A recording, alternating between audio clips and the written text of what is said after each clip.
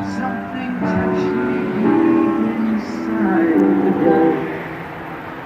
The music died. Don McLean called this the day the music died. Welcome to WatchMojo.com, and today we'll be learning more about the deaths of early rock legends Buddy Holly, Ritchie Valens, and the Big Bopper. Hey Richie, relax man, everything's cool. Besides, the sky belongs to the stars, right? Buddy Holly, whose real name was Charles Harding Holly, was born September 7, 1936 in Lubbock, Texas. He learned various instruments from his older brothers and began performing at talent shows and clubs in high school. Soon, Holly incorporated rockabilly and rock into his bluegrass musical style after being influenced by Elvis Presley and Bill Haley's comics.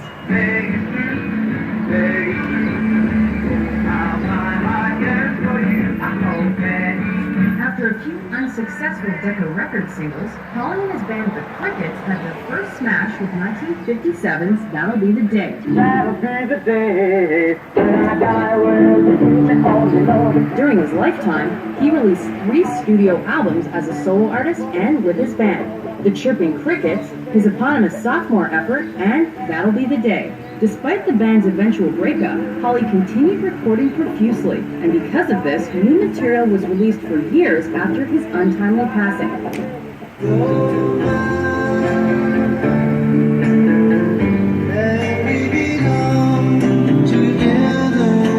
Ritchie Valens was born Richard Stephen Valenzuela on May 13, 1941, in Pacoima, California. He was exposed to Mexican and Spanish music early, and after learning to play multiple instruments, he played at numerous events by his mid-teens. Shortly after signing to Delphi Records in 1958, Valens began recording with a full band at Hollywood's Gold Star Studios. Though no full-length albums were released during his lifetime, Valens did record several successful tracks. These included the number 2 hit Donna,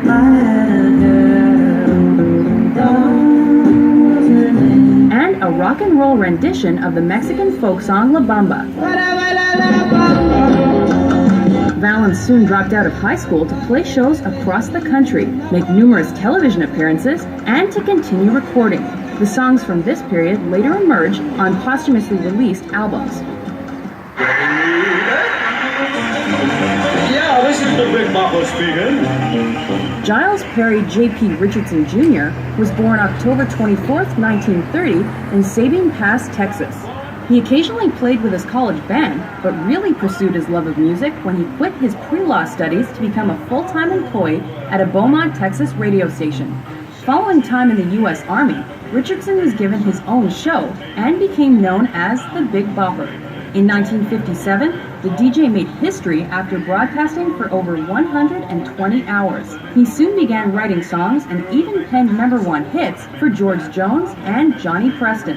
As a recording artist, the Big Bopper's biggest song was the top 10 pop hit Chantilly Lace. Ain't nothing in the world like a big-eyed girl that make me act so funny, make me spend my money, make me feel real loose like a long-necked goose, like a girl. Oh, baby, that's the one I like. The fates of these 3 musicians connected the night of February 3, 1959. They were headed to Moorhead, Minnesota as part of the 3-week-long 24-city winter dance party tour. However, the distance between stops became a problem when the heating system of their tour bus broke down due to extremely cold temperatures. As a result, 21-year-old Roger Peterson was hired to fly some of the musicians to their next destination in a small Beechcraft Bonanza 35 plane. In an ironic twist, many of those aboard the plane were not meant to be. As the Big Bopper had a cold, Holly's bass player Waylon Jennings gave him his spot. Valens won his seat in a coin toss with Holly's guitar player, Tommy Olsen. Despite light snow, the single-engine aircraft took off at close to 1 a.m. local time, but quickly disappeared from sight. Due to the weather and an inability to establish radio contact, the crash site was only discovered the next morning when plane owner Hubert Dwyer found the debris miles from Mason City Municipal. Poor visibility and pilot error were named as likely causes of the accident. The coroner reported the impact of the crash had caused brain trauma and resulted in the unfortunate deaths of all those aboard. Even after their premature deaths, the legacies of these musicians lived on. The Big Bopper was remembered as a record-breaking DJ, Ritchie Valens opened doors for Chicano and Latin rock, and Buddy Holly popularized the band lineup of 2 guitars, bass, and drums, while appealing to both black and white audiences with his mix of rockabilly, country, and R&B. As such, they will forever be remembered as architects of rock and roll with an influence that reaches far and wide.